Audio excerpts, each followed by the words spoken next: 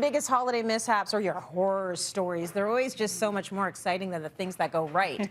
Before we even get into that, I want to mention that we are doing rapid testing, a rapid antigen test every day here in studio for COVID, so we want to make sure we keep it safe always. Right. Yeah. With that said, spill the tea. Mairlyn, have you ever had a holiday disaster? Things just went sideways, not good at all. Okay, the worst one, because I've had quite a few, because, you know, trial and error. At my mom and dad's, I used to fly out there when they were around, and I made dinner for everybody, and they got a new stove. And so I put the turkey in, and at 3 o'clock I went, does anyone else notice it doesn't smell like a turkey in here? Uh-oh. Oh, the oven, when I checked something, I turned it off.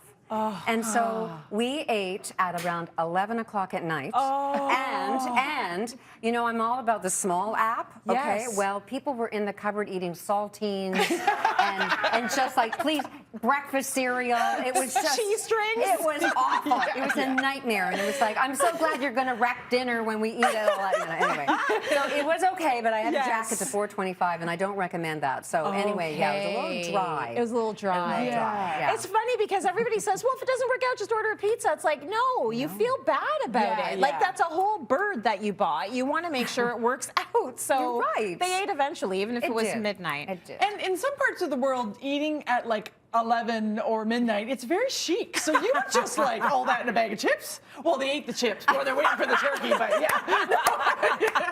All right, Shoans, how about you? Well, any like horror stories over the holidays? I don't have like a horror story, to be honest, but kind of a funny one is, as you know, our dogs in our life are very full-blown family members. Yeah. For sure. And our dog, Angus, who was before Murphy, he, at Christmas time, he was one of those dogs that got into all sorts of trouble. And he ate an ornament off the tree that was a red apple. Well, I don't know why. Okay. It just was, whatever. Yeah. It was a red glossy apple, and it looked delicious to him, and he ate it. He was fine. Okay, so nobody get upset. He was fine. But the red dye on it dyed him fluorescent pink, all of his legs, all of his chest, all of his head. I don't know how he got it on top of his head, but he got it on the top of his head. And so for all the Christmas pictures that year, we had a fluorescent pink little doggy, and it looked like it was on purpose, but it wasn't. But it's just more of a funny thing. You were like, we're not that family that dyes our dog's hair. We did not do this on purpose. And it was like 25 years ago, probably 20 years ago. So that was before anybody dyed their dog's hair. So walking him in downtown Toronto, everyone was like, but did it come out? That's what I want to know.